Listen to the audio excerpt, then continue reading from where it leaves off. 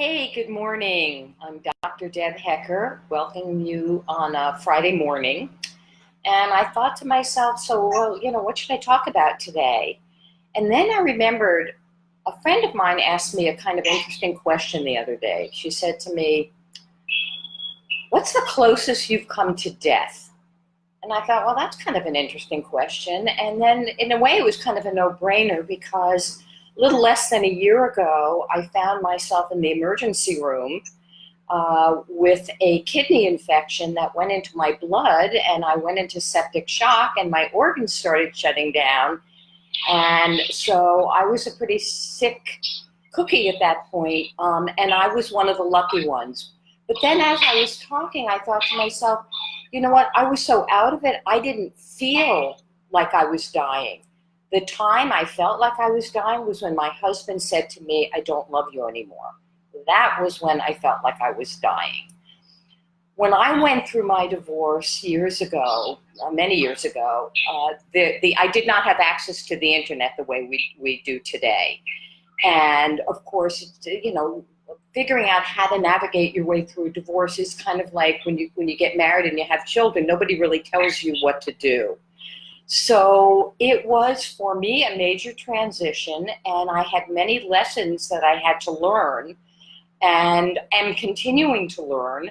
And mostly I'm finding out more and more about myself and how to have a really good relationship.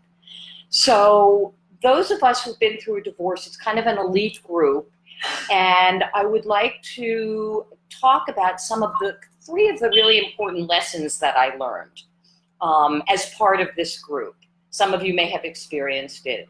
The first one is that anyone who goes through a divorce or a breakup for that matter must take at least 50% responsibility for the breakup. Okay, it's very easy to point the finger at your partner and say, you did this and you did that, and all of that may be absolutely true. But it's extremely important that you take a sense of responsibility so that when you move on, you have a good idea, some good insights into what worked and what didn't work.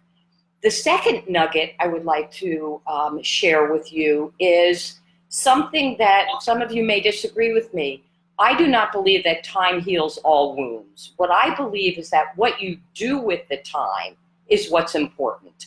So, for example, working through a divorce, working through a breakup, it's a lot of work, and you have to work it. You have to make a commitment to work it and to deal with the pain. It doesn't just happen passively. So that's number two.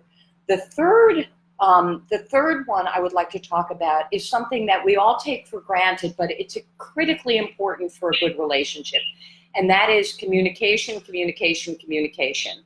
When I think back on my divorce, I can think of many times where I could have been much more honest and direct. I don't know that that would have made a difference, but I could have been much more honest and direct, and I could have also been a better listener. So those are my three nuggets, three things for you to think about, and I look forward to talking with you next time. And please feel free to go to my website at www.drdeborahhecker.com.